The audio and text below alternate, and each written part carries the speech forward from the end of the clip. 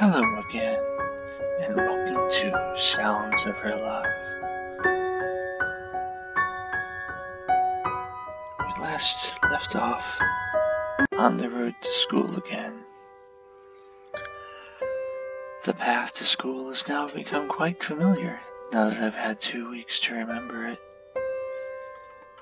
A mild gust blows leaves across along the pavement, and I watch them to get tousled around without direction. Just as I stand across the street, I feel a dainty tap on my shoulder. Looking to my side, the person I've been wanting to see the most recently stands before my eyes, a sight to behold. Good morning. Carrie greets me, her lips curling up slightly into a delicate smile. Good morning, Carrie. As the light turns green, we both walk harmoniously across. It's not really a surprise for me to meet Carrie here.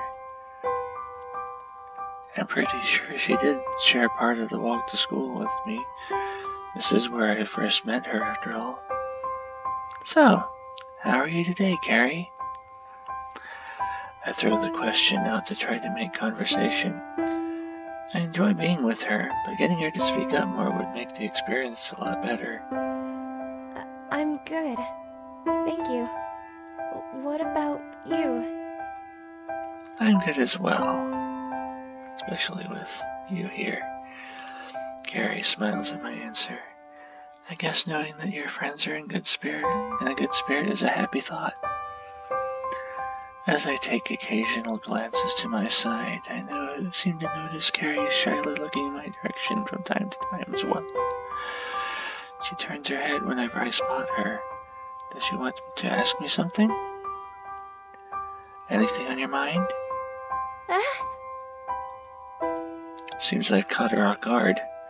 I wanted to know. Can I walk to school with you more often? As often as you want. She wants to walk to school with me? That question seems pretty bold for her, but I oblige. Sure thing. Carrie smiles and nods her head cheerfully. I can't deny wanting to walk to school with her as well.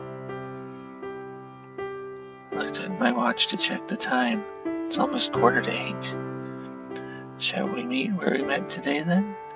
At 7:35? That's good with me. So it's settled then. From today onwards I'll be meeting and walking with a girl on the way to school. It's not something I expected to happen. I can't complain. In fact, I'm happy. We pass through the school gates and towards the main building, both of us stopping to part ways. I'll see you later then, Carrie. Lunch, right? Sure. Lunch it is. I head down the path towards my class, with my plans for the day pretty much settled. The lunch bell stops ringing just as I make my way out of the classroom. Our teacher let us out early. I'm pretty sure she's as enthusiastic about the lessons as we are. I move through the corridor and unsurprisingly find someone waiting for me. Hello. Hey, Carrie. Shall we get going to the cafeteria then? Can we stop by the library first? I need to return a book. She wants to go to the library? I'm not against it. I wasn't really that hungry anyway. Yeah, sure.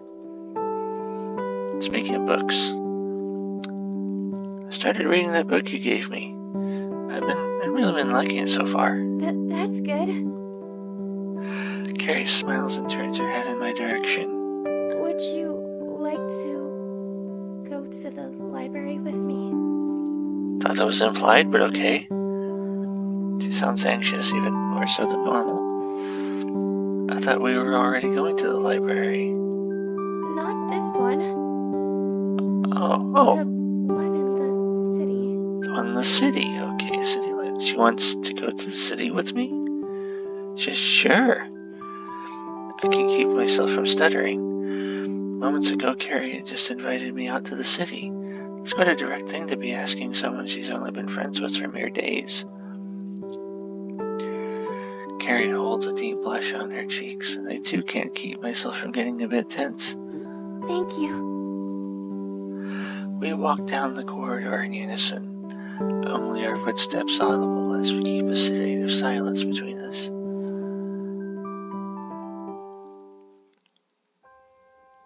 Stepping through the door of my house, I am greeted by a sense of warmth, both in a physical and a metaphorical sense. The heater's turned up pretty high, but my mother had seen me entering and greets me. How was school, son? It was good, I guess. It wasn't just good. I know for a fact that it was good. I practically bagged a date with Carrie, in a sense. Though I don't think she sees it that way. I've only known her for 2 days, so there's no point in getting giddy about it. That's great to hear. My mother wanders off and continues up the stairs to carry on with whatever it is she was doing. I take off my shoes and stroll into the lounge with a slump. One thing about school is that it sure is pretty tiring. Ahead of me sits my father lying back in his chair, reading a book. He lifts his head and peers toward me, giving me a prodigious grin. Hello, my boy. Seems like you've had a pleasant day at school, am I right? That smile on my face tells me everything, you know. No doubt he spotted my upbeat aura. It's not as if I was trying to hide it. You could say I had a nice day. Tell me then, son. I need to know. I thought my smile told you everything. He sets his book down on the floor beside him and sits forward to engage himself in our conversation. Oh, it's nothing. I'm just going somewhere with a friend on the weekend. I say the weekend, but Carrie never gave me a date as to when she wanted to go. I'll just have to ask her. A friend? What sort of friend? Is it a girl? Straight on to the girls as always. I can't say that I've never considered the topic before. Carrie of course is a girl. A rather nice one too. Though I don't know whether telling my father would be the most ingenious of ideas. He'll just keep asking questions till he gets to see her. That's what I expect him to do anyway.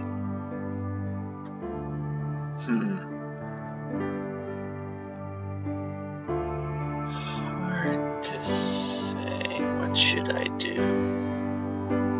As him. Of course, you know, in real life.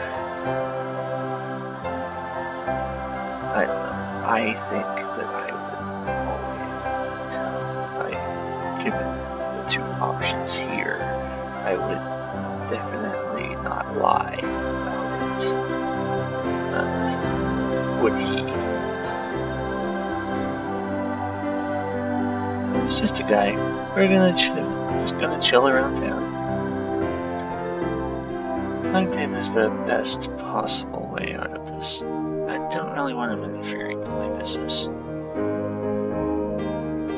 You really need to make an effort, my boy. I want to see you bring a girl home in your arms one of these days. I refrain from replying to his statement and leave the room. I can still hear some of his ramblings, but eventually he settles down and gets back to his book. If it's one thing that keeps him quiet, it's his work. Renowned publishers have a lot of reading to do, so it's beyond question that he needs to concentrate. Oh, so we have a definite career for Dad. Light footsteps echo within my proximity as I clear my way up the stairs. I need to give Carrie a call. Setting a date for a trip is important. Nothing's changed. It's still in the same messy state that it always has been in. I'm in my bedroom once again, and shortly I'll be on the phone with Carrie for the 2nd time this week. Just like everything else, my phone is where I left it. I pick it up and find Carrie in my contacts list and to proceed with the call. The phone rings as I idly wait for her to pick up. Hello? Carrie answers the phone as I expected her to. It would be weird if someone else did. Is it foreshadowing? I need to get straight to the point. We didn't come to an agreement as to when and where we're going to meet for our trip. All I know is that we're going to the library. Hey Carrie, how are you? I start with conversing with her. Speaking with her is something I enjoy doing, so when given the chance to embrace the opportunity, I'll certainly take it. I'm good. What about you? I'm good too. Especially since I get to speak with her. About our trip. Never made any plans, did we? Oh, I forgot to tell you. I'm sorry. It's okay as long as it's okay, really. Any particular day you're planning on going? Realize I could have just asked her tomorrow. Maybe I just wanted to hear her voice for one more time today. It's a beautiful melody. What about Saturday? Is that fine with Yeah, Saturday is good. What time should we meet? you? Could you meet me where we met on the way to school at 10 a.m.? Certainly. That's settled then. Carrie and I will meet this Saturday. Our Saturdays are entirely free. We follow the British curriculum after all. Which is, I guess, what America does as well. At least it did when I went to school. And whereas I think Japanese schools would be still going to school on Saturday. But yeah, we follow the British curriculum, which is good since we get to do things like this. I'll lead you there. You just moved here, didn't you? I did. Thanks, Carrie. I appreciate it. I would have followed her anyway. It was her idea to go. Plus, it's Carrie. Why wouldn't I? Some muffled calls of Carrie's name are audible in the background as Carrie remains in silence. She must still be a bit flustered after I thanked her. Sorry, I need to go to dinner. I don't think I'll be able to call you back. It's a good thing we settled our plans then. I hear her whimper through the end of her line. Oh, she's as upset as I am having to end this call early and abruptly. Don't worry, Carrie. We'll be meeting on our way to school tomorrow, yes. That's right. I'll see you then. Bye, Carrie. Bye. The line goes silent as Carrie hangs up. With that done, I guess I'll have to find something to do. Oh, dinner's ready. There we go. I need to go to dinner too. So there's always a set time. Both my parents sit at the dinner table. It seems as if my sister hasn't made her way down yet. That girl sure is busy. Doesn't she have any respect? It's dinner time. A wonderful family bonding session. Leave her alone. She's busy with schoolwork. Don't you want her to do well in her studies? I do, yes. You're right, darling. The pair then chow down on their sausages and mashed potatoes. Yes, my mother cooked some traditional English food today. Oh, I heard you having a good time on the phone. Who are you speaking to? You were eavesdropping on me? I just heard a few things, that's all. Well, whatever you were saying, I'm glad you managed to make it to dinner this time. Because it's a wonderful family bonding session. That's right, boy. I'm glad you finally learned it. Unlike someone in this household. She's doing schoolwork. Oh yeah, I forgot. How this guy manages to run a company, I'll never know. I continue to eat my food as I and my parents start discussing topics which aren't of any interest to me. My sister eventually makes her way downstairs and sits beside me at the table. Bangers and mash again? What's wrong with traditional English food? I didn't travel there just for the women, you know. My mother laughs at my father's statement. When can we have curry?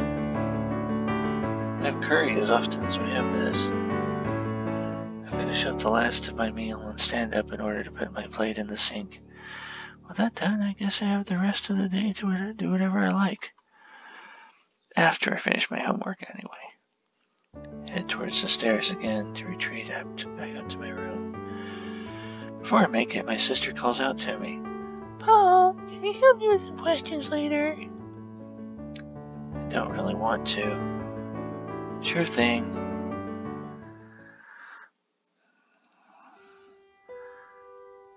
Rays of light and the sound of chirping. Okay, that's a new day. I think I will call it here.